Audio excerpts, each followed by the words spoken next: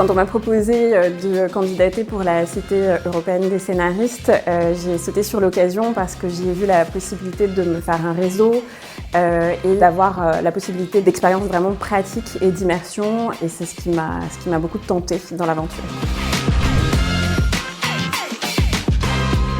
Dans un premier temps, j'étais avec la directrice d'écriture sur une série d'animation jeunesse qui s'appelle Diane Morel et au bout de quelques mois, je suis passée avec un autre scénariste compagnon qui s'appelle Eddy Fluchon et qui lui est scénariste toujours sur cette même série. Et c'était assez formidable en fait de voir d'abord la vision globale et puis vraiment de mettre beaucoup plus les mains dans le moteur en travaillant auprès d'Eddy. Il y a tout un travail et toute une exigence autour de la structuration des histoires et donc ça c'est quelque chose de très précieux comme apprentissage.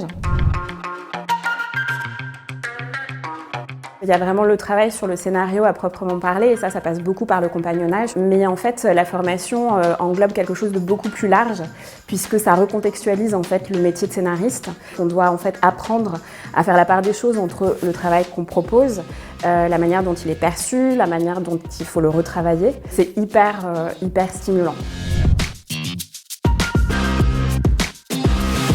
Ma grande surprise, c'est de voir qu'en fait tous les scénaristes et même des scénaristes pour lesquels on a beaucoup d'admiration sont tous passés par l'échec à un moment ou à un autre. Ils ne se sont pas arrêtés là et au contraire en ont fait une force pour continuer à avancer, pour continuer à proposer des choses, proposer des histoires.